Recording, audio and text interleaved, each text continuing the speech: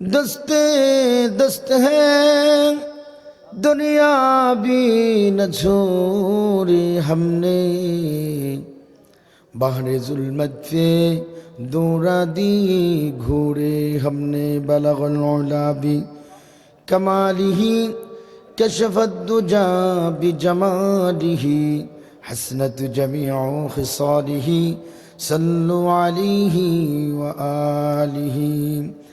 बातिल से दुबन वालू है ऐस्मानिही, हम चूबर कर चुका हो तू इम्ती हम हमारा। बलगल उला बि कमालिही कशफत दुजा बिजमालिही, हसनत जमीउ खिसालिही सल्लु अलैहि व आलिही।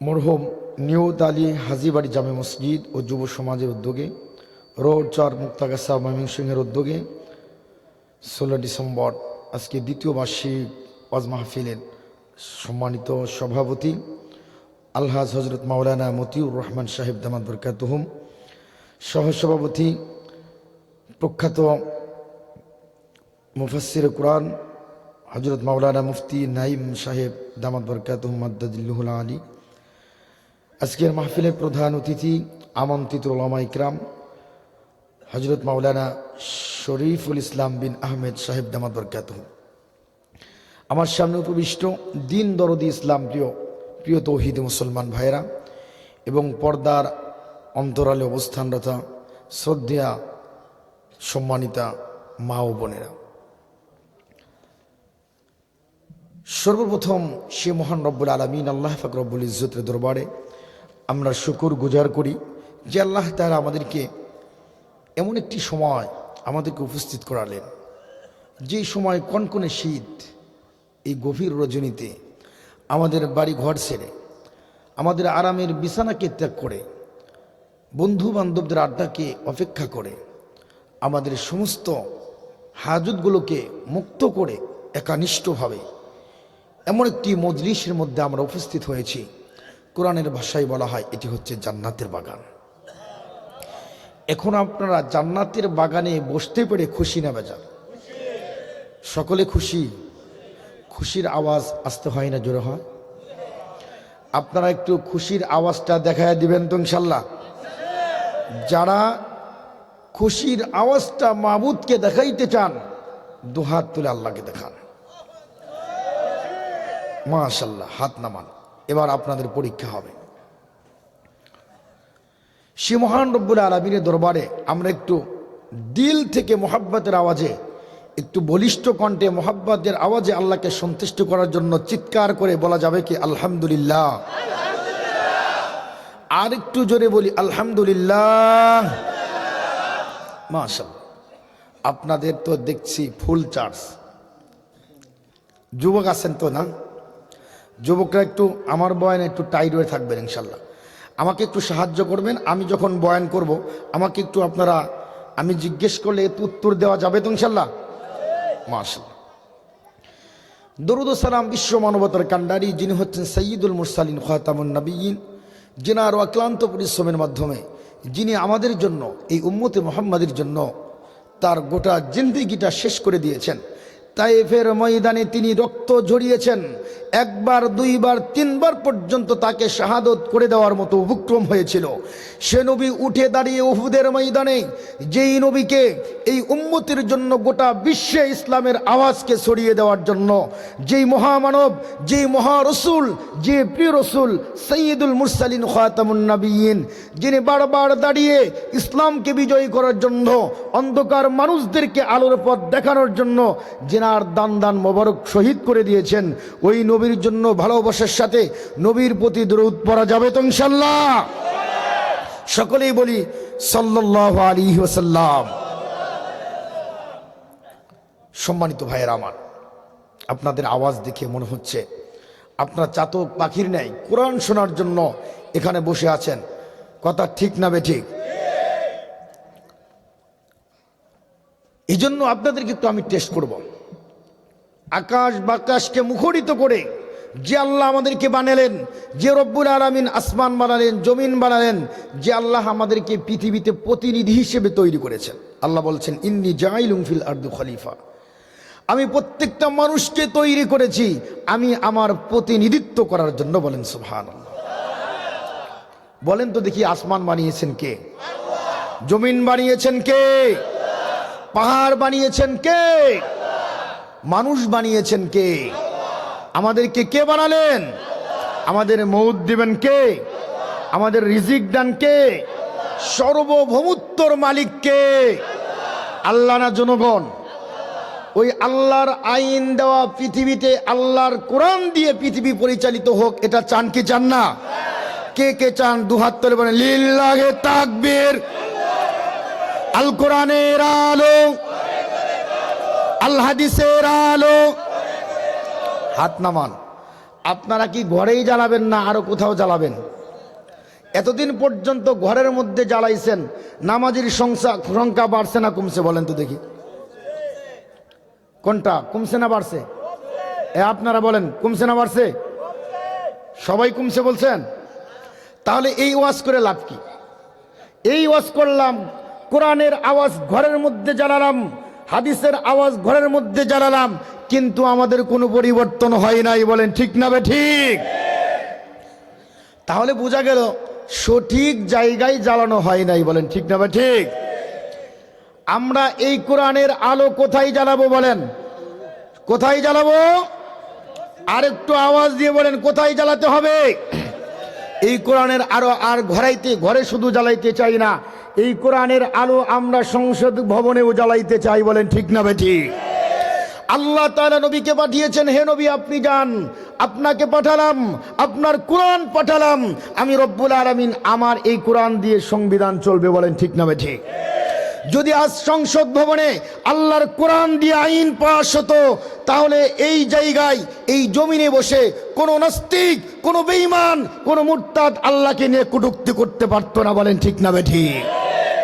আমাদের এই ভূখণ্ডে বসে 98% মুসলিম দেশের ভূখণ্ডে বসে এই নাস্তিক মার্কা বেঈমানগুলি যখন আমার আল্লাহকে নিয়ে যখন কটূক্তি করে, বলেন তো দেখি এই মুসলিম রাষ্ট্রের রাষ্ট্রপ্রধান যারা আছে তাদেরকে প্রোটোকল দেয়। বলেন ঠিক না বে ঠিক?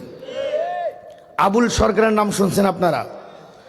আপনারা জানেন, সোশ্যাল মিডিয়াতে দেখছেন, এই নাদান মূর্খ জাহেল তিনি আল্লাহর বিরুদ্ধে বলছেন কি, যে আল্লাহ নাকি এক মুখে 10 কথা বলে।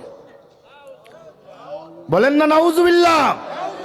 এই মঞ্চ থেকে আবুল সরকারকে সর্বোচ্চ শাস্তি ফাঁসির কাস্টে আমরা দেখতে চাই। চিল্লা বলেন ঠিক না বে ঠিক? সম্মানিত ভাইরা আমার, আজ এই পুরা পৃথিবীর মধ্যে মুসলিম কান্ট্রি দেশ বাংলাদেশ, যেখানে 98 থেকে 95% মানুষ মুসলমান বসবাস করে, অথচ এই দেশের সংবিধান হচ্ছে গণতন্ত্র। বলেন ঠিক না বে ঠিক? গণতন্ত্রের প্রথম স্লোগান হলো সর্বময় ক্ষমতার মালিক জনগণ। বলেন না নাউজুবিল্লাহ? আল্লাহ বলছেন খলাকাল মাউতা ওয়াল হায়াতা লিয়াবলুয়াকুম আইয়ুকুম আহসানু আমালা তাবারাকাল্লাযী বিয়াদিহিল মুলক ওয়া হুয়া আলা কুল্লি শাইইন কাদির। এই মুলুকের মালিক কে? আমরা চাই আল্লাহর কোরআন দিয়ে এই দুনিয়া চলবে। বলেন ঠিক না বে ঠিক? কোন নাস্তিক, কোন বেঈমানদের কথায় আমরা কখনোই পিছপা হব না। বলেন ঠিক না বে ঠিক? আমরা আল্লাহর প্রতিনিধি, জীবন থাকতে সর্বোচ্চ শক্তি দিয়ে আমরা মেহনত করে যতক্ষণ না পর্যন্ত সংসদ ভবনে আল্লাহর কোরআন না উঠাইতে পারছি, এতক্ষণ পর্যন্ত আমাদের কোনো বিশ্রাম নাই। বলেন ঠিক না বে ঠিক? এবার আর আমরা নতুন বাংলা, সবুজ বাংলা চাই না, এবার আমরা চাই ইসলামের বাংলা। বলেন ঠিক না বে ঠিক? রাজি আছেন তো ইনশাআল্লাহ? আপনারা একটু ঘুমাইছেন কিনা একটু জাগ্রত করলাম। আপনাদের ঈমান আছে না গেছে এটা একটু জাগ্রত করলাম। কষ্ট পাইছেন? শুনবেন তো? শুনবেন না ভাগবেন? কে কে ভাগবেন হাত উঠান তো দেখি। মাশাআল্লাহ, আপনারা ময়মনসিংহের মানুষ, অত্যন্ত চালাক। আপনারা জুসে চলেন না হুশে চলেন? বলেন ঠিক না বে ঠিক? ময়মনসিংহের মানুষের ভিতরে ঈমান আছে না নাই? এদেরকে যেই সেই কোনো কথা বলে ঈমান থেকে দূরে সরাইতে পারবে না, বলেন ঠিক না ঠিক? শেষ পর্যন্ত থাকবেন তো ইনশাল্লাহ। আমার পরে যারা আছেন এরা অত্যন্ত সুললিত কণ্ঠের মধুর শ্রুতি মধুর কণ্ঠের আওয়াজ ওয়াজ করে থাকেন, তাদের শেষ পর্যন্ত থাকবেন ইনশাল্লাহ। হ্যাঁ প্রিয় ভাইয়েরা আমার, মহাগ্রন্থ আল কুরআনুল কারীম আল্লাহ কেন নাজিল করলেন? সূরাত ইব্রাহিমের মধ্যে আল্লাহ রাব্বুল আলামিন বললেন, হে নবীজি, আমি এই কিতাব নাজিল করলাম, কোরআন নাজিল করলাম, কিতাবুন আনজালনাহু ইলাইকা লিতুখরিজান নাসা মিনাজ যুলুমাতি ইলান নূর। হে নবী, বিশ্ব নবী, আপনাকে আমি লক্ষ্য করে বলছি, হে নবীজি, এই কোরআন বানানোর উদ্দেশ্য হলো, আপনাকে পাঠানোর উদ্দেশ্য হলো, ওই জাহিলি যুগের মানুষগুলো যখন আল্লাহকে মানে না, আল্লাহর দিনকে মানে না, আল্লাহর সর্বময় ক্ষমতার মালিক এগুলোকে যারা বিশ্বাস করে না, যারা 370টি পর্যন্ত মূর্তির পূজা করত, তাদেরকে রব মানত, ওই মানুষদেরকে হেদায়েতের পথ দেখানোর জন্য জাহিলি সমাজ থেকে তাদেরকে দূরীভূত করে আলোর এক সমাজে নিয়ে আসার জন্য আল্লাহর নবীকে পাঠিয়েছেন। বলেন না সুবহানাল্লাহ। নবীজিকে বলতেছেন, নবীজি, যেই যুগের মানুষ মানুষকে চিনত না, যেই যুগের মানুষগুলি কুকুরের চাইতে নিকৃষ্ট হয়েছিল, বলেন ঠিক না ঠিক? যেই যুগের মানুষগুলি নিজের কন্যা সন্তানদেরকে জীবিত দাফন করত, তাদেরকে মেরে ফেলতো, ওই যুগের মানুষদেরকে আলোর পথ দেখানোর জন্য, ওই সকল জাহিলি মানুষদেরকে শিক্ষিত এক সমাজ উপহার দেওয়ার জন্য বিশ্বনবী সাল্লাল্লাহু আলাইহি ওয়াসাল্লাম এইভাবে সাধনা করে করে আল্লাহর কাছ থেকে কোরআন নাজিল হয়ে এই কোরআন দিয়ে তাকে হিদায়াতের পথ দেখিয়েছেন। বলেন ঠিক না ঠিক? এই জন্য প্রিয় ভাইয়েরা আমার, আল্লাহর দেওয়া রাস্তা আল্লাহর কোরআনের উপর আমাদেরকে চলতে হবে। রাজি আছেন কি নাই?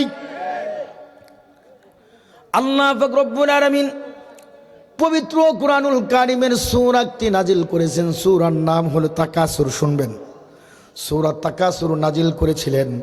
এর একটা শানে নুজুল আছে। মক্কার ভিতরে 2টি গোত্র ছিল। একটি গোত্রর নাম ছিল বনু হাশেম, আর একটি গোত্রর নাম ছিল বনু সাহামা। এই 2 গোত্র দুনিয়া পাওয়ার পরে কে কার চাইতে অর্থের দিকে এগিয়ে আছে, কে কার চাইতে বংশের দিকে এগিয়ে আছে, কে কার চাইতে কয়টা বিল্ডিং করেছে, কে কার চাইতে কয়তলা বিল্ডিং করবে, এ নিয়ে প্রতিযোগিতা শুরু হয়ে গেল। বনু সাহামার বনু হাশেম গোত্রগুলি যখন এক দল অপর দলকে বলতে লাগলো, তোমাদের চাইতে আমরা শ্রেষ্ঠ, ওরা বলতে লাগলো, না, তোমাদের চাইতে আমরা শ্রেষ্ঠ। একদল অপর দলকে বলতে লাগলো, এমনকি পর্যন্ত তারা কবরস্থানে গিয়ে তাদের মৃত লাশগুলো পর্যন্ত গণনা শুরু করতে লাগলো। এমন সময় আল্লাহ রাব্বুল আলামিন সূরাতুত তাকাসুর নাজিল করে জানিয়ে দিলেন, হে বিশ্ব সমাজের মানুষেরা, তোমরা নিছক দুনিয়া নিয়ে প্রতিযোগিতা করছো, এই দুনিয়া মহচ্ছন্ন তোমাদেরকে জাহান্নাম পর্যন্ত নিয়ে ছাড়বে। বলেন না নাউজুবিল্লাহ। দুনিয়ার প্রতিযোগিতা, দুনিয়ার টাকা পয়সার প্রতিযোগিতা, অট্টালিকার প্রতিযোগিতা তোমাদেরকে মহচ্ছন্ন করে দিয়েছে। হাত্তা জুরতুমুল মাকাবির, যতক্ষণ না পর্যন্ত তোমরা কবরের মাটির মধ্যে তোমরা প্রবেশ করবে, এতক্ষণ পর্যন্ত তোমরা এই প্রতিযোগিতার মধ্যে লিপ্ত হতেই থাকবা। দৃষ্টান্ত দিলে আপনারা বুঝবেন। ঈসা আলাইহিস সালামের নাম শুনছেন? কে কে শোনেন না? হাত উড়ান তো দেখ। মাশাআল্লাহ, সবাই শুনছেন। হাত শুনছেন তো? ঈসা আলাইহিস সালামের একজন খাদেম ছিল। দূর দূরান্ত যখন কোরআনের দাওয়াত নিয়ে, আল্লাহর দ্বীনের দাওয়াত নিয়ে যখন দূর দূরান্ত মরুভূমির মধ্যে যখন চলতে লাগলেন, ঈসা আলাইহিস সালাম তাওরাত, ইনজিল, তাওরাত কিতাব নিয়ে যখন মানুষদেরকে দাওয়াত দিতে লাগলেন এক আল্লাহর প্রতি, খাদেমকে বললেন, খাদেম মানে এই দূর দূরান্ত মরুভূমির রাস্তা, ওখানে কোনো বাড়িঘর নাই, পানি নাই, খাদ্য নাই, ওই জায়গার মধ্যে আমাদেরকে যেতে হবে। অতএব তুমি তোমার মস্কের মধ্যে, ব্যাগের মধ্যে 3টা রুটি রাখো। কয়টা রুটি? খাদেম তাই করলেন। যাইতে যাইতে অনেক দূর পর্যন্ত গেলেন, ক্লান্ত পরিশ্রান্ত হয়ে গেলেন। ঈসা আলাইহিস সালাম বললেন, খাদেম রে, ক্লান্ত হয়ে গিয়েছি, পেটে বড় ক্ষুধা, রুটি বের কর, রুটি খেয়ে আমরা একটু বিশ্রামের ব্যবস্থা করি। খাদেমকে বললেন, খাদেম রে রুটি বের করো। দেখা গেল খাদেম শুধু 2টা রুটি বের করে, আর একটা নাই। খাদেমকে জিজ্ঞেস করলেন, খাদেম রে আরেকটা রুটি কোথায় গেল? ওই রুটিটা খাদেম আগেই খেয়ে ফেলছিল, কিন্তু ঈসা আলাইহিস সালামকে বলতেছেন, আল্লাহর নবী এই রুটি আমি খাই নাই। ঈসা আলাইহিস সালাম কাল বিলম্ব না করে সামনে অগ্রসর হয়ে গেলেন। খাদেমকে নিয়ে বললেন, খাদেম চলো। যাইতে যাইতে এমন একটি জায়গার মধ্যে গেলেন যেখানে বনে জঙ্গল, যেখানে মানুষ বসবাস করে না। ওই জঙ্গলের মধ্যে গিয়ে দেখতে পেলেন ওখানে একটি হরিণকে লক্ষ্য করে হরিণকে বললেন, হরিণ রে তুই আল্লাহর হুকুমে আমাদের জন্য ভুনা কি ভুনা হয়ে যাও। হরিণটির সঙ্গে সঙ্গে ভুনা এক হরিণে পরিণত হয়ে গেল। বলেন না সুবহানাল্লাহ। আর একটু আসতে বলেন সুবহানাল্লাহ। বাড়ি যায় বলেন সুবহানাল্লাহ। এই হরিণকে আল্লাহর নাম নেওয়ার সঙ্গে সঙ্গে হরিণ তাদের সামনে ভুনা গুস্ত হয়ে গেল। খাদেমকে বললেন, খাদেম রে সম্পূর্ণ হরিণ দুজন মিলে খেলেন। খাওয়ার পরে হরিণের যে হাড্ডি ছিল এই হাড্ডিগুলো একত্রিত করার পরে বললেন, হে হরিণ তুমি আগে যেমন ছিলা আল্লাহর হুকুমে তেমনই হয়ে চলে যাও। বলেন না সুবহানাল্লাহ। সঙ্গে সঙ্গে হরিণটা আগের মতো হয়ে গেল। এবার খাদেমকে লক্ষ্য করে বলতেছেন, খাদেম রে দেখ যে আল্লাহ তাআলা এই তাজা বস্তুকে আমাদের জন্য, তাজা প্রাণীকে আমাদের জন্য ভুনাই পরিণত করলেন, যে আল্লাহ তাআলা হাড্ডির মাধ্যমে আবার হরিণ বানালেন, ওই আল্লাহর কসম এ হরিণ, হে খাদেম বলো এই রুটিগুলো কে খেয়েছে? খাদেম বলে, আল্লাহর নবী আমি কিন্তু রুটি খাই নাই। বলেন না নাউজুবিল্লাহ। কয়বার মিথ্যা বললো? 2বার।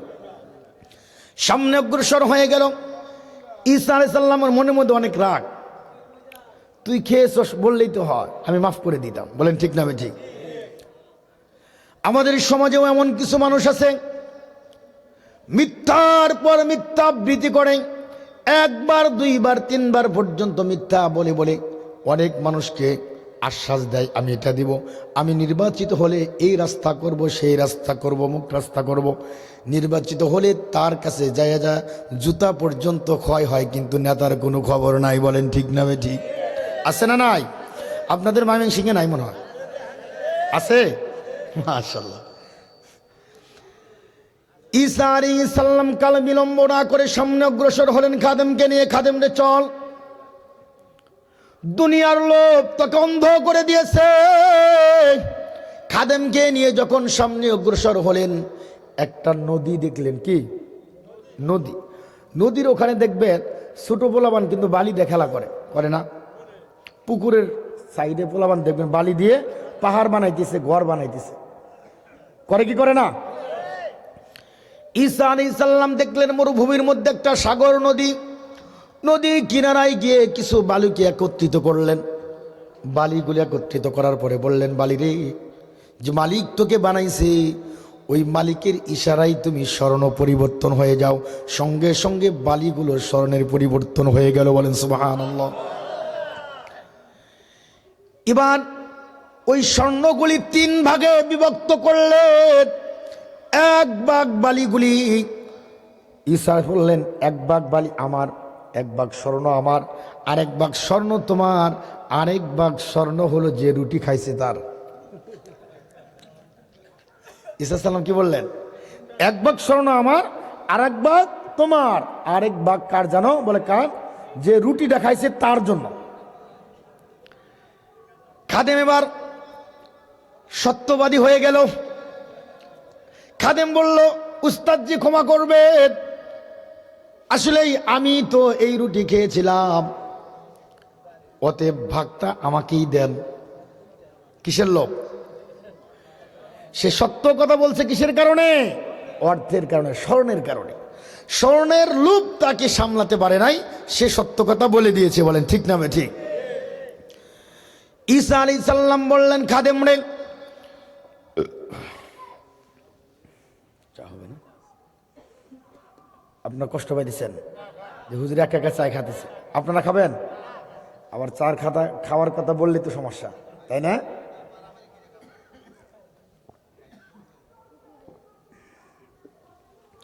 বেশি সময় আপনাদেরকে আমি নিব না।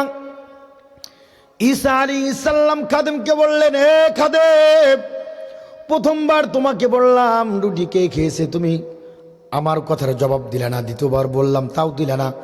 এই তৃতীয়বার স্বর্ণকে দেখে তুমি যখন সত্য কথা বলেই ফেললা খাদেম রে, যাও এই তিন ভাগ স্বর্ণ তোমাকে আমি দিয়ে দিলাম, নিয়ে বাড়ি চলে যাও। আমার স্বর্ণের দরকার নাই, আমি শুধুমাত্র দেখতে চেয়েছিলাম আমার এই রুটিটা কে খেয়েছে। খাদেম এবার মহা খুশি। কি খুশি? আনন্দে আত্মহারা হয়ে গেলেন। হাইরে, না চাইতে কি পাইলেন, পেয়ে গেলেন। চিন্তা করলো আমার প্রজন্ম, আমার সন্তানের প্রজন্ম, 3 প্রজন্ম শেষ হয়ে যাবে, কোনো কর্ম করতে হবে না, স্বর্ণগুলো বিক্রি করে করে আমরা খেতে পারবো। বলেন ঠিক না বেঠিক? ঈসা আলাইহিস সালাম বললেন, খাদেম ঠিক আছে, আমি আর কাল বিলম্ব করলাম না। স্বর্ণ লোভ, দুনিয়ার লোভ যেহেতু তোমাকে অন্ধ করে দিয়েছে, আমি নবীর সঙ্গী থেকে তোমাকে আমি আউট করে দিলাম, চলে যাও। বলেন তো দেখি, নবীর সঙ্গী যারা যারা নবীর সঙ্গী থেকে বিচ্ছিন্ন হয়ে যায়, ওদের কপাল খারাপের মতো পৃথিবীতে আর কোনো কপাল আছে? আছে? দুনিয়ার মধ্যে দেখবেন আলেম ওলামা বুজুর্গ মানুষগুলি, এদের কিন্তু কিছু মানুষ আছে এদের সঙ্গী ছেড়ে দেয়, দেয় কি দেয় না? মনে রাখবেন, সঙ্গী যখন ছেড়ে দিয়েছেন আপনার জীবনকে আপনি ধ্বংস করে ফেলেছেন। ঈসা আলাইহিস সালাম বলেন, স্বর্ণগুলো নিয়ে তুমি চলে যাও, তোমার সাথে আমার আর কোনো কথা নাই। সঙ্গে স্বর্ণগুলো নিয়ে একবার মাথায় রাখে, আবার বুকে রাখে, আনন্দ আত্মহারা হয়ে সামনে পথ চলে বাড়ির দিকে, অনেক স্বপ্ন নিয়ে বাড়িতে চলে যাইতেছে। কিন্তু প্রতিমধ্যেই দেখে, কিছুক্ষণ যাওয়ার পরে দেখে ডাকাতের একদল সামনে হাজির। কিসের দল? ডাকাতের একদল সামনে হাজির হয়ে বলতেছেন, আল্লাহর বান্দারে, তোমাকে সালাম, তোমার হাতে যা কিছু আছে অস্ত্রটা বাই করে বলে সব কিছু আমাকে দিয়ে দাও। খাদেম ছিল বহু চালাক, যখন বলল যে এই ডাকাত গোষ্ঠীর সাথে তো আমি পারবো না, সম্পদের লোভ তাকে কোন পর্যন্ত নিয়ে যায়, এটাই আপনাদেরকে আমি বোঝাবো। ভাইয়েরা আমার, বন্ধুগণ আমার, ওই খাদেমকে যখন ডাকাত দর ধরে ফেললো, আক্রমণ করে ফেললো, খাদেম এবার বলতেছে, ভাইয়েরা শোনো, মারামারি কাটাকাটি করার দরকার নাই, আমরা শান্তি চাই। কি চাই? কয় আমি শান্তি চাই, মারামারি দরকার নাই। এখানে 3 ভাগ আছে, ডাকাত দল 2 জন, আমি 1 জন, তুমি 1 ভাগ নিবা, আমি 1 ভাগ নিব, আর তারে 1 ভাগ দিব, তাহলে মারামারি দরকার নাই। এবার ডাকাত দলের লোকেরা বলতেছে, তুই তো খুব ইনসাফগার মানুষ রে, তুই তো অনেক ন্যায় মানুষ, আমাদের সমান সমান করে বন্টন করে দিয়েছস, কোনো মারামারি হয় নাই, তোর মতো শান্তি মিশনকারী পৃথিবীতে আর কেউ নাই। বলেন না নাউজুবিল্লাহ। আমাদের সমাজেও কিছু মানুষ আছে যারা চাঁদাবাজি করে, আছে না নাই?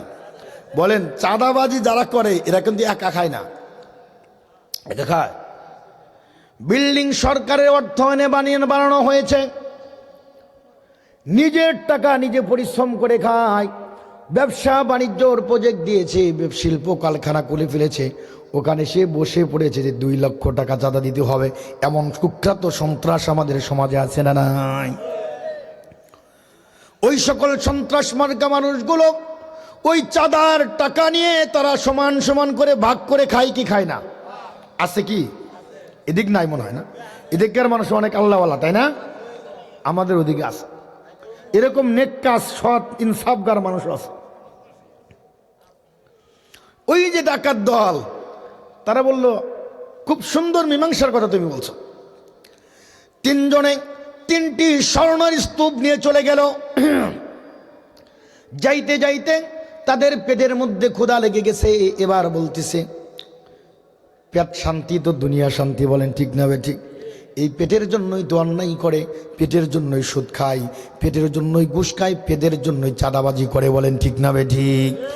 পেটের জন্যই শ্বশুর বাড়ির থেকে যৌতুক নিয়ে আসে কি আসে না? এমন সুসন্তান আমাদের সমাজে আছে না নাই? আছে ভাইয়েরা আমার, বন্ধুগণ আমার, তিনজন যখন সামনে অগ্রসর হলো, অনেকক্ষণ যাওয়ার পরে তাদের পেটে ক্ষুধা লাগে গেল। এবার একজন বলতেছে, ভাইরে আগে পেটের জ্বালা মিটাই, পরে অর্থ নিয়ে বাড়িতে যাই, পাশেই বাজার, এখান কিছু স্বর্ণ মুদ্রা নিয়ে বাজারে গিয়ে বিক্রি করে একটু রুটির ব্যবস্থা করো। কিন্তু কেউ স্বর্ণ রেখে যাইতে চায় না, বলে তুই যা, ওই বলে বলতে কেউ যায় না, কারণ টাকা পয়সার লোভ, স্বর্ণের লোভ তাকে অন্ধ করে দিয়েছে, দুনিয়ার লোভ। লটারি করলো, একজনের নাম উঠলো, তার নাম হলো কলিমুল্লাহ। নাম কি? কলিমুল্লাহকে বললেন, কলিমুল্লাহ রে তোর যেতেই হবে, লটারিতে তুই হেরে গেছস।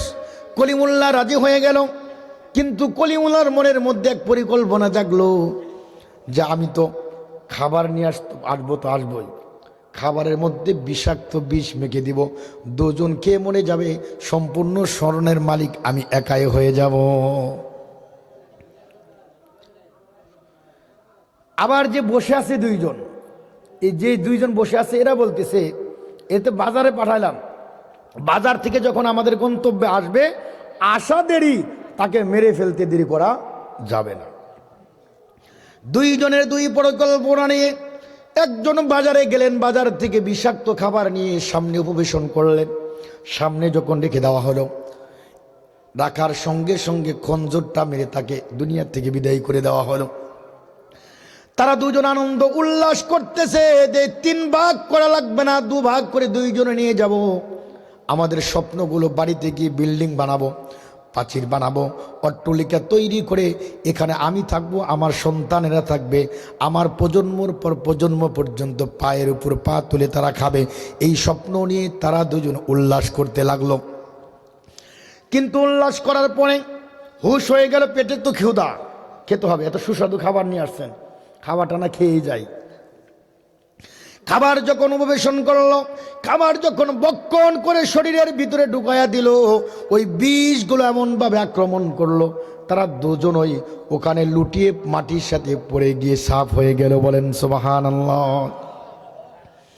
সম্পদের লোভ, দুনিয়ার লোভ নবীর থেকে তাকে বিচ্ছিন্ন করে ফেলেছে। এই সম্পদের লোভ তাকে মানুষ হত্যাতে বাধ্য করেছে। এই সম্পদের লোভ তার জীবনকে বিপন্ন করে জাহান্নামের আসামি বানিয়ে দিয়েছে। বলেন ঠিক না ঠিক? ভাইরা আমার, বন্ধুগণ আমার, এই পাশ দিয়েই একদিন পরে ঈসা আলাইহিস সালাম আসলেন। আসার পরে দেখতেছেন এই 3 জনের 3 কাহিনী। স্বর্ণর জায়গায় স্বর্ণ পড়ে আছে, মানুষগুলো সেখানে পড়ে মরে গেছে। এলাকার মানুষদেরকে ডাক দিলেন, এলাকার মানুষ সকল, এই যে দেখো, এই 3 ব্যক্তির বৃত্তান্ত আলোচনা তোমাদেরকে আমি শোনাই। এই 3 ব্যক্তি, একজন ব্যক্তি ছিল আমার খাদেম। এই খাদেম আমার রুটি খাওয়ার পরে 3বার মিথ্যা কথা যখন বলেছে, আমি এই বালিগুলোকে স্বর্ণর মাধ্যমে আমি পরিবর্তন করালাম। খাদেমকে বললাম, খাদেম রে, এই 3 ভাগের মধ্যে 1 ভাগ তোর, 1 ভাগ আমার, আর 1 ভাগ যার যে রুটি খেয়েছে তার। খাদেম বলল যে হুজুর, আমি তো রুটি খেয়েছিলাম, আমি রাগ করে খাদেমকে সব কিছু দিয়ে চলে আসলাম, যে সম্পদের লোভ যেহেতু তোকে আমার থেকে বিচ্ছিন্ন করে ফেলেছে, ওলামা থেকে বিচ্ছিন্ন করেছে, আলেম থেকে বিচ্ছিন্ন করেছে, নেককার মানুষদের থেকে তোকে বিচ্ছিন্ন করেছে, এই সম্পদের লোভ যেহেতু বিচ্ছিন্ন করেছে, সব কিছু নিয়ে যাও। ইতিমধ্যেই যাওয়ার পরে তাদেরকে ডাকাতের দল ধরলো। এই ডাকাতের দলের মধ্যে এক দলকে পাঠিয়ে দিল খাবারের জন্য। খাবারের মধ্যে বিষ মাখায়া ওই 2 জনকে ওকে মেরে ফেললো, বাকি খাবারগুলোকে 2 জনেই খেয়ে মনে রইল। আজকে যারা দুনিয়া নিয়ে পারাবারি করছো, কে কার আগে অট্টালিকা তৈরি করবে, কে বিল্ডিং বানালো, আমাকেও বিল্ডিং বানাতে হবে, কি 1 তালা বানাইছে, পাশের প্রতিবেশী বলে আমি 2 তালা বানাবো, এমন নগণ্য প্রতিযোগিতা আমাদের মধ্যে আছে না নাই? ভাই ভাইকে মারে, বাবাকে মারার পর বাবার থেকে অবৈধভাবে জমিগুলো 1 সন্তান লেখে নেয়, এমন সন্ত্রাস আছে না নাই? এই সন্তানের লোভ তাকে ভাই থেকে আলাদা করে ফেলেছে, সমাজ থেকে আলাদা করে ফেলেছে, ইসলাম থেকে আলাদা করে ফেলেছে, আল্লাহর কোরআন থেকে আলাদা করে ফেলেছে, দুনিয়া থেকে, দুনিয়ার মোহ মাহাচ্ছন্ন তাকে একেবারে মহাচ্ছন্ন করে ফেলেছে, তাকে জাহান্নামের প্রতীক বানিয়ে ফেলেছে। বলেন ঠিক না ঠিক? ভাইয়েরা আমার, দৃষ্টান্ত দিলে বুঝবেন। যেই দুনিয়ার জন্য আপনি বাড়ি বানালেন, যেই সন্তানের জন্য আপনি অবৈধ পথে চললেন, আরে আপনার সন্তানকে পড়াশোনা করার জন্য, উন্নত সে পড়াশোনা করার জন্য ঢাকার শহর পাঠালেন, আপনার জমিটা ছিল, জমিটা পর্যন্ত বিক্রি করলেন। আমার সন্তান মানুষের মতো মানুষ হবে এই আশা নিয়ে, এই স্বপ্ন নিয়ে যখন আপনি এগুলো করলেন, দেখবেন ওই সন্তান আপনি মারা গেলে ওই সন্তানকে পর্যন্ত তার পরের দিন আপনাকে দেখতে যায় না। বলেন ঠিক না বেঠিক? এমনও আছে, দেখবেন আপনি মারা যাওয়ার সঙ্গে সঙ্গে আপনার স্বপ্নের খাট থেকে মুহূর্তের মধ্যে মাটিতে নামায়া দেয়। বলেন ঠিক না বেঠিক? এমনকি এত টাকা দিয়ে পয়সা দিয়ে শখ করে একটা গোসলখানা বানালেন, শেষ গোসলটা পর্যন্ত আপনার গোসলখানায় তারা দেয় না। দেয়? বাড়ির সদস্যরা বলে, মৃত ব্যক্তিকে আমাদের গোসলখানায় দিলে আমাদের বড় ভয় লাগে। বলে কি বলে না? কি বলবো ভাই, বাস্তব কথাগুলো। আপনি মরার পর আপনার স্বপ্নের খাট থেকে নামালো, আপনার স্বপ্নের টাকাগুলো দিয়ে, অর্জিত টাকা দিয়ে, মাথার ঘাম পায়ে ফেলানো অর্থ দিয়ে আপনি গোসলখানা বানালেন, শেষ পর্যন্ত ওই গোসলখানা আপনাকে গোসল হয় না, বাড়ির আঙ্গিনায় এক জুবের মধ্যে আপনাকে গোসল করায়। এই সব পরিবারের জন্য যে আপনি নামাজ না পড়ে, আল্লাহর হুকুম না পড়ে, আপনি দিনের পর দিন আল্লাহর বিধান মান্য অলঙ্ঘন করে দিনকাল অতিবাহিত করলেন, মৃত্যুবরণ করার সঙ্গে সঙ্গে আপনি জাহান্নামের ভাগীদার হয়ে যাবেন। বলেন ঠিক না বেঠিক? ও তোর গোনায়া দিন ফুরায়া যাবে, যৌবনে লাগবে ভাটি, ওই যে দেখো ডাকিতেছে তোমায় কবরের মাটি। বলেন ঠিক না বেঠিক? ওই যে দেখো ডাকিতেছে তোমায় কবরের মাটি, সন্ধ্যা যেদিন ডুববে রে বেলা,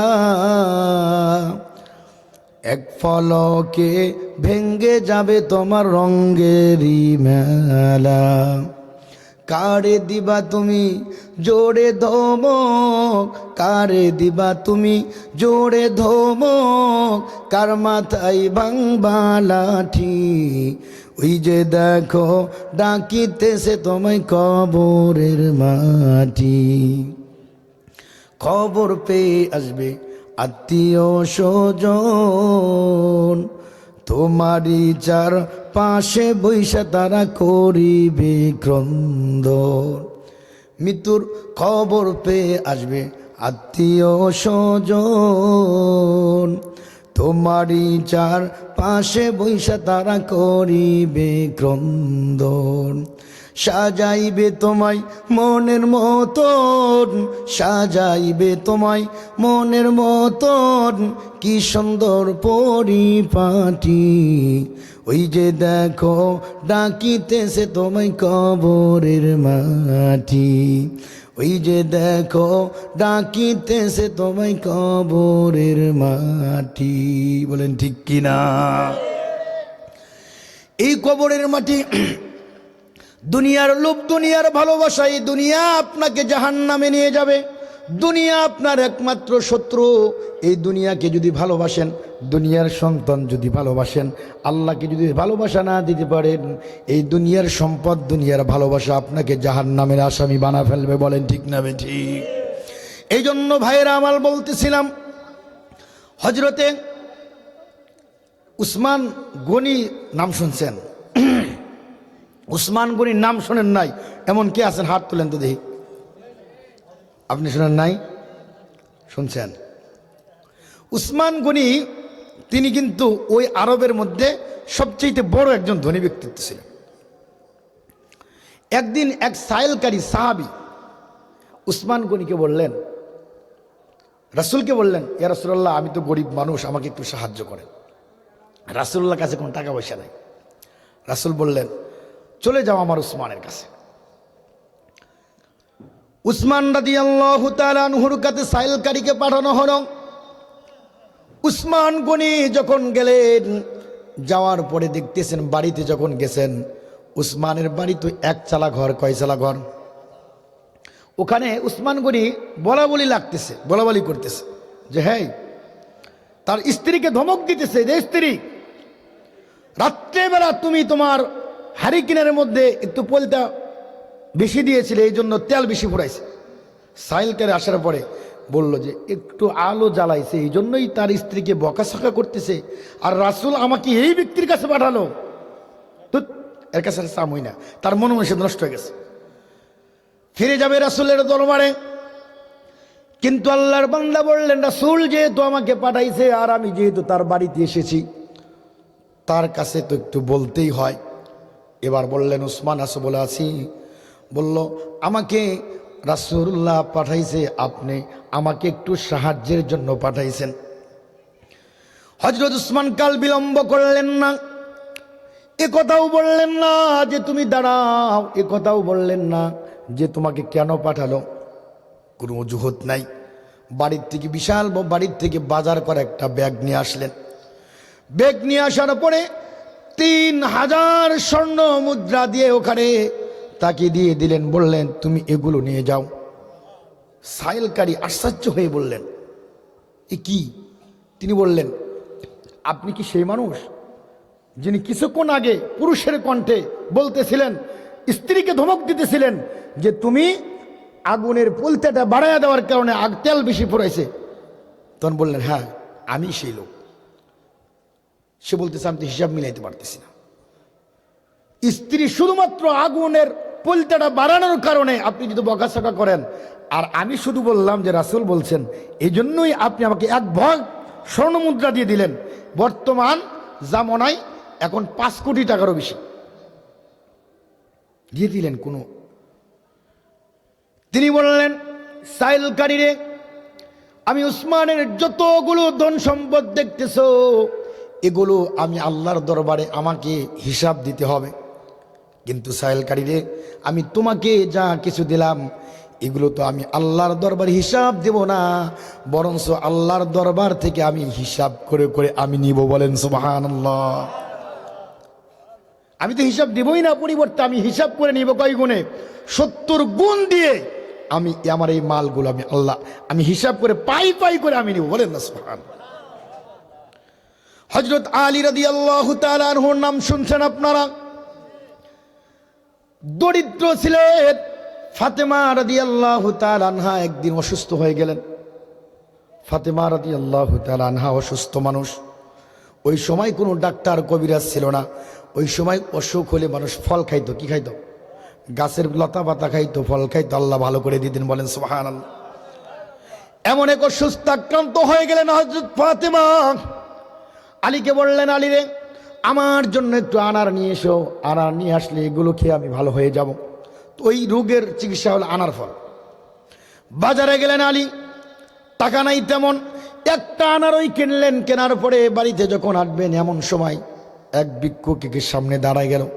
বলল, আলী রে, আমি বড় অসুস্থ, তোমার ব্যাগের মধ্যে যে একটা আনার আছে, আনারটা যদি দাও তাহলে আমি খেয়ে পরিপূর্ণ সুস্থ হয়ে যাব। আলী বলে, আমার ব্যাগের মধ্যে আনার, এ জানলো কেমনে?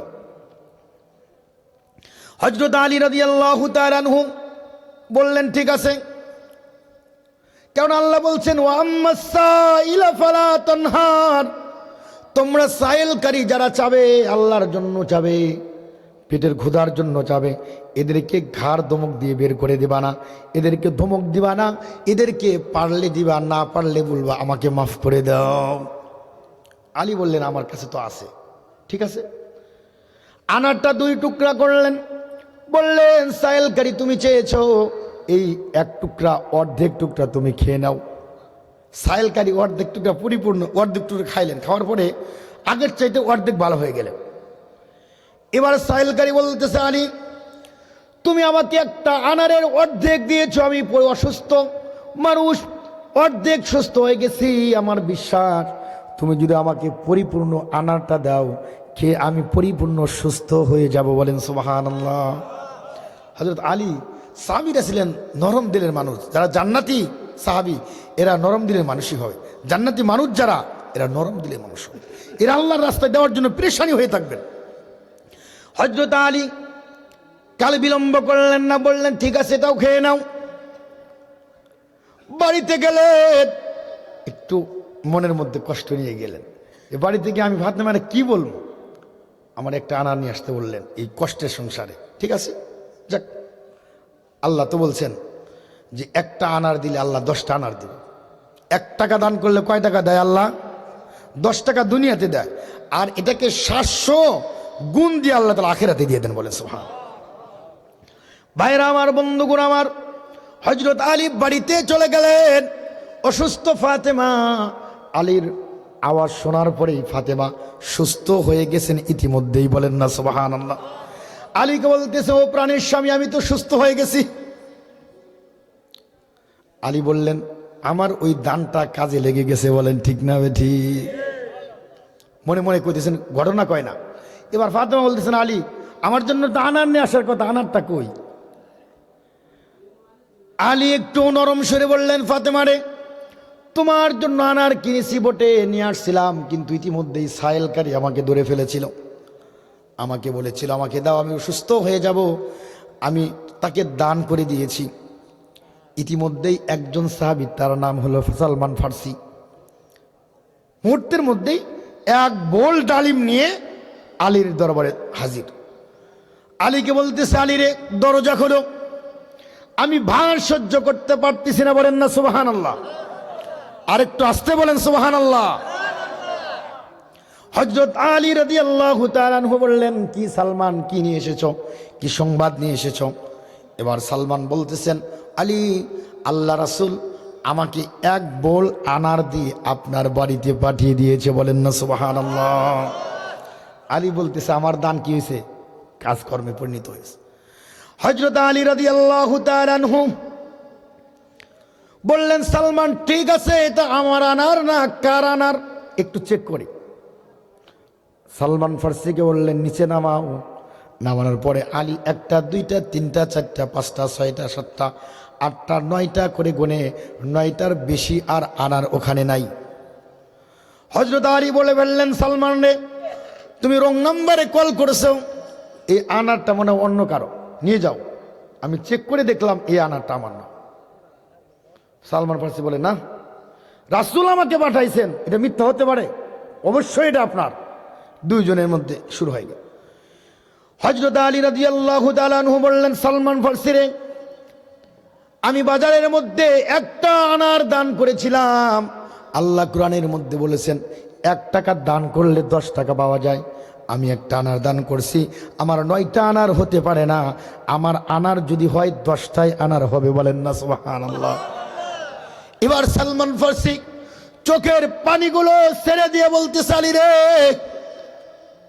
এই যে দেখ, আমার চাদরের ওই এখানে থেকে নিচ থেকে আরেকটা ডালিম বের করা বলছে যে, আলী, আমাকে রাসূল 10টাই দিয়েছিলেন, কিন্তু আমি জানতে চেয়েছিলাম যে এই ডালিম আপনার বাড়িতে অসময় পাঠানোর উদ্দেশ্যটা কি? আলী রে, কোরআন হাদিসে লেখা আছে 1 টাকা দান করলে 10 টাকা হয়, আর এই বিশ্বাস তোমার উপর অটল দেখে আমার চোখে পানি এসে গেছে। আলী রে, আমার রাসূল সত্যি বলেছেন, 10টাই দিয়েছিলেন, আমি শুধু যাচাই করার জন্য এই কথা বলেছিলাম। আলী চোখ দিয়ে পানি বের করে বললেন, আজ থেকে আমি হযরত সালমান দান করতে আর কোনো কৃপণতা করব না, বলেন না সুবহানাল্লাহ। আরেকটি ঘটনা বলে শেষ করে দেব। একজন আম মানুষ, মনে করেন আপনাদের মতোই মানুষ, হুজুরদের ওয়াজ শুনছে, শোনেন, আপনারা শুনছেন না? এই রাত্রের মধ্যে আপনারা আসছেন, আপনারা কি জানেন? আপনাদের আমি চ্যালেঞ্জ দিয়ে বলতে পারবো, এই পৃথিবীর মধ্যে সর্বশ্রেষ্ঠ মানুষ হলেন আপনারা। হাদিস যদি ঠিক থাকে, আমার ভাষ্য ঠিক। এই মুহূর্তে অল পৃথিবীর মধ্যে সবচাইতে শ্রেষ্ঠ বান্দা আপনারা। যদি না হতো, এই কনকনে শীতের মধ্যে আল্লাহ আপনাদেরকে বসায় রাখতো না। হাজারো মানুষ এই সমাজে আছে না নাই? হাজারো মানুষ পঙ্গু হাসপাতালের মধ্যে বেডের মধ্যে কাতরাইতেছে, আবার কাউকে জেলখানায় নিয়ে যাওয়া হচ্ছে, আবার কেউ মারামারির মধ্যে লিপ্ত আছে না নাই, আবার কেউ হাসপাতালের বেডে কাতরাইতেছে। কিন্তু আল্লাহ তাআলা আপনাদেরকে সুস্থ রেখে, আবার কেউ দেখবেন ঘরের মধ্যে আছে, কানের মধ্যে হেডফোন লাগাইয়া নগ্ন ছবির গান শুনতেছে, আছে না নাই? যে আল্লাহ তাআলা আপনাদেরকে তাদের মধ্য থেকে যাচাই করে বাছাই করে নির্বাচিত করে রহমতের দৃষ্টিকোণ থেকে যেহেতু নিয়ে এসেছেন, আমি বিশ্বাস করি আল্লাহ আপনাদেরকে সর্বশ্রেষ্ঠ বানিয়ে দিয়েছেন। বলেন না আল্লাহু আকবার। আমি বিশ্বাস করি আল্লাহ আপনাদের মাফ করে দিবেন। বলেন না আল্লাহু আকবার। যদি মাফ করেই না দিতেন, এতক্ষণ পর্যন্ত কোনো পাগলও নাই এই শীতের মধ্যে বসে থাকবে। বলেন ঠিক না বেঠি? কে আছে এমন? কোরআনের আকর্ষণে এসেছেন, হাদিসের আকর্ষণে এসেছেন। একটা ঘন্টা পার হবে, 1 ঘন্টার মধ্যে 500 রাকাত নফল নামাজের সওয়াব প্রতি ঘন্টায় আল্লাহ আপনাদের আমল নামায় লেখায়া দিবে। বলেন সুবহানাল্লাহ। আপনার জীবনে যদি 2 রাকাত নামাজ কবুল হয়ে যায়, আপনাকে জান্নাতে দেওয়ার বাধা থেকে কেউ বাধা দিয়ে আটকাতে পারবে না। আল্লাহ সরাসরি আপনাদেরকে জান্নাতে দিয়ে দিবেন। বলেন না সুবহানাল্লাহ। আপনাদের মতোই হৃদয় নরম একজন ব্যক্তি ছিলেন ওই জামানায়। উনি এক আলেমের কাছে ওয়াজ শুনছেন যে 1 টাকা দান করলে 10 টাকা পাওয়া যায়। তিনি গরিব মানুষ, কষ্ট করে 1 দিরহাম অর্জন করছেন। অর্জন করার পরে দেখতেছেন আল্লাহ রাস্তায় এরকম মাহফিল হইতেছে, হুজুর চাইতেছেন, উনি 1 টাকা দিয়ে দিয়েছেন। ওনার কাছে 1 টাকাই ছিল, দিয়ে দিছে। তিনি চিন্তা করলেন, হায় আমি গরিব মানুষ, যদি আল্লাহর দরবারে 1 টাকা দান করলে 10 টাকাই দিয়ে দেয়, তাহলে এর চাইতে লাভবান আর কোনো কিছু হতে পারে না। বলেন ঠিক না ঠিক? 1 টাকায় যদি 10 টাকা লাভ হয়, তাহলে 100 টাকায় কয় টাকা লাভ? 1000। এটা দুনিয়াতে, এটা নগদ। নগদ ছাড়া তো মানুষ কথা কয় না। নগদ যদি 1000 টাকার নোট একটা করে দেওয়া হইতো, এনো যদি বলা হইতো 3টা পর্যন্ত থাকবেন, থাকবেন কি থাকবেন না? থাকবেন না? এমন কেউ নাই। এমনকি কিছু লোক যদি বলা হয় পুরুষ মানুষদেরকে 1000 কোটি টাকা দেওয়া হবে, রাত 3টার সময় উপস্থিত হতে হবে, আমার তো মন বলে খালি পুরুষ মানুষ না, মহিলারাও পুরুষদের পোশাক পরে লাইন ধরবে। বলেন ঠিক না ঠিক? এই যে আমার চাচা বলছে জায়গায় পাওয়া যেত না। ওই আল্লাহর বান্দা নরম দিলের মানুষ, আপনাদের মতো খেটে খাওয়া মানুষ, বললেন আমি তো এমনিতে অর্থনৈতিক দুর্বল, আমি 1 টাকা আল্লাহ রাস্তায় দিয়ে নেই। দিয়ে দেওয়ার পর অপেক্ষা শুরু করতেছে, কিন্তু 1 দিন 2 দিন 3 দিন 5 দিন যায়, কিন্তু টাকা হয় না, আসে না। হতাশা হয়ে গেলেন। আল্লাহর বান্দা টাকার শোকে অসুস্থ হয়ে গেল। আর মনে মনে করলো, কি হুজুর ওইটা কি ওয়াজ করলো, এই হুজুরের জন্য আমার 1 টাকাই ছিল, 1 টাকাই দান করে দিলাম, কিন্তু কাম হইতেছে না। তো মনে মনে গালি দিতেছেন, হুজুর মাসালা ভুল করেছেন। আল্লাহর বান্দা অসুস্থতার কারণে পাতলা পায়খানা হয়েছে। কি হয়েছে? আমাশা। আমাশা বুঝেন না? আমাশা যদি হয়, ওর জীবনে কোনো অস্তিত্ব থাকে? 2 মিনিট পর পর বন্দি নেয়া বাথরুমে যায় কি যায় না? দৌড়াদৌড়ি করে, হয় কি হয় না? আপনাদের মনে হয় কারো আমাশা হয় নাই জীবনে, তাই না? হয়েছে? যার হয়েছে ওই বুঝছে। বলেন ঠিক না ঠিক? আল্লাহর বান্দার টাকার শোকে আমাশার ব্যারাম হয়ে গেছে। আগে কিন্তু এত বাথরুম হাই লেভেলের বাথরুম ছিল না। আগে হাই লেভেলের কমোড বাথরুম ছিল বন জঙ্গল। বলেন ঠিক না ঠিক? ওই কুশের খেত, ওই পাড়া জঙ্গল, ওনের মধ্যেই ছাইড়াই দিত। বলেন ঠিক না ঠিক? আল্লাহর বান্দা নিধান্দাই ছেড়ে দিত, খুব আরামের জিনিসটা ছেড়ে দিত। আল্লাহর বান্দা বারবার বন্দিনা দৌড়াদৌড়ি করে, বিরক্ত লেগে গেল। একবার যখন বন্দার সামনে নিয়ে, যখন মাটি আছে না, আমরা কুলুপ করার জন্য কিন্তু আগে টিস্যু ছিল না, তো মাটি দিয়ে ব্যবহার করতাম, তাই না? ওই মাটি খুঁড়তেছে, ওখানে দেখতেছে আল্লাহর বান্দা 10 দিন পার হয়ে যায় নাই। ওই মাটি কোদার কারণে দেখতেছেন স্বর্ণের 10টা টাকা ওই বাক্সর মধ্যে আল্লাহ দিয়ে দিয়েছেন। বলেন না সুবহানাল্লাহ। আল্লাহর বান্দা দৌড়ায় গেছে হুজুরের কাছে, হুজুর আপনি যে বয়ান করেছেন 100% সঠিক, কিন্তু জঙ্গলের মধ্যে যে বদনা নিয়ে দৌড়াদৌড়ি করতে হবে, এ কথা তো আপনি বলেন নাই। এই কথা বলেন না দেখে এতদিন আমি কি করলাম, কষ্ট করলাম। যদি বলে দিতেন এই কষ্টটা হতো না। হুজুর এখন থেকে মাসালাটা বললে এই একটু দৌড়াদৌড়ির কথাও বললেন। ভাইরা আমার, বন্ধুগণ আমার, সময় শেষ নাকি হুজুর? আমি আপনাদেরকে আর বিরক্ত করব না। অল্প সময় স্বল্প কথা বলে আমি আমার গন্তব্যে চলে যাব।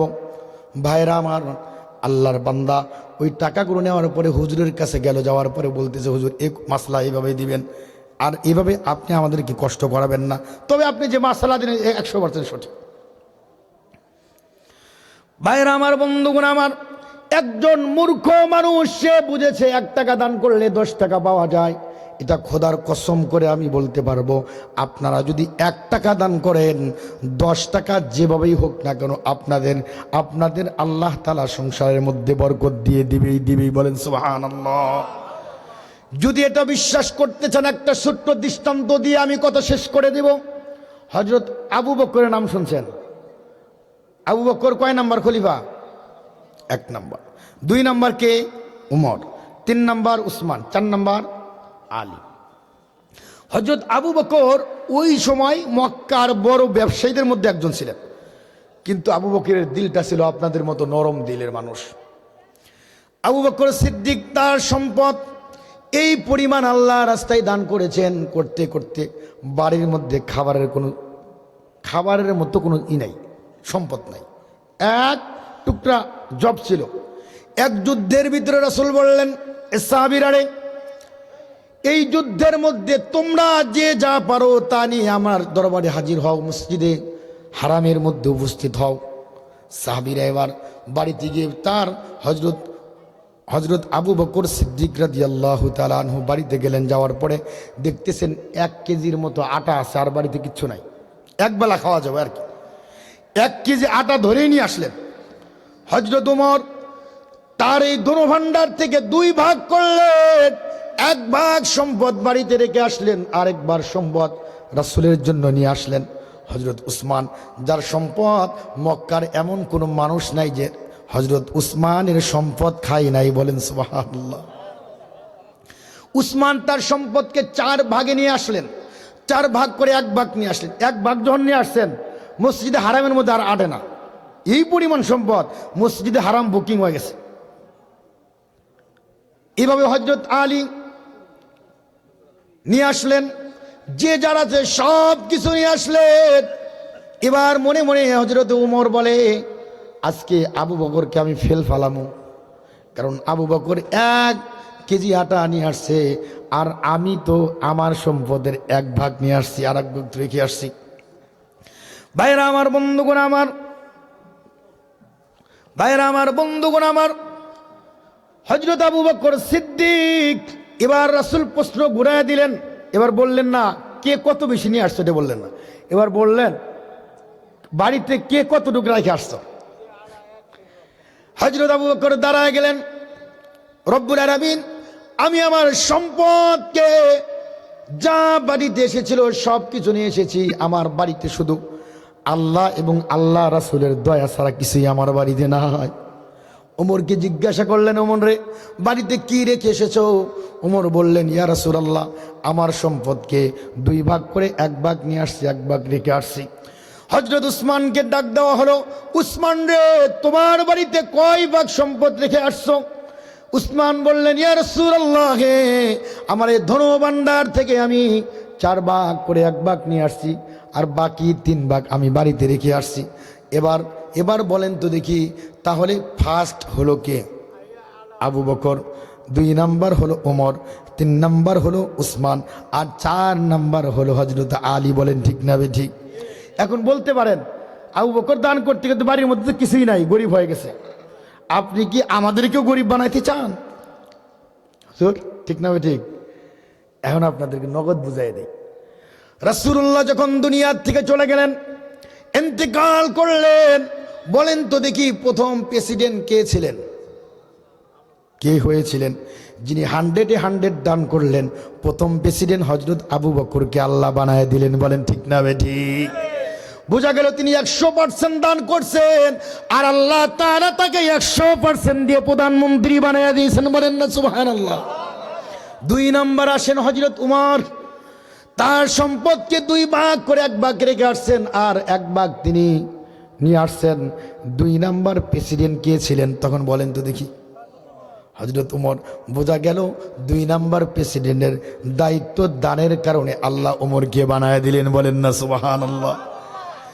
আপনি যদি বলেন হুজুর, তাহলে উমর যখন দুনিয়ার থেকে চলে গেলেন, 3 নাম্বার প্রেসিডেন্ট ছিলেন হযরতে উসমান গনি রাদিয়াল্লাহু তাআলা আনহু। তিনি 4 ভাগ করে 3 ভাগ রেখে আসছেন, 1 ভাগ আল্লাহ রাস্তায় দিয়েছেন। এজন্য তাকে 3 নাম্বারে প্রধানমন্ত্রী বানায়া আল্লাহ তাআলা রাষ্ট্র পরিচালনার দায়িত্ব দিয়েছেন। বলেন না সুবহানাল্লাহ। এরপরে হযরত আলীকে দিয়েছেন। বলেন না ঠিক না বেঠিক? তাহলে বোঝা গেল আল্লাহ তাদেরকে শুধু আখেরাতে দেয় নাই, দুনিয়াতেও আল্লাহ তাআলা ক্ষমতার মালিক বানায়া দেখায় দিয়েছেন। বলেন ঠিক না বেঠিক? দৃষ্টান্ত দিলে অনেক দিতে পারবো ভাইরা আমার। এই জন্য আপনাদেরকে বলি, এই সম্পদ আপনি যা কিছু দান করবেন এটাই থাকবে, এটাই আপনার নাজাতের কারণ হয়ে যাবে।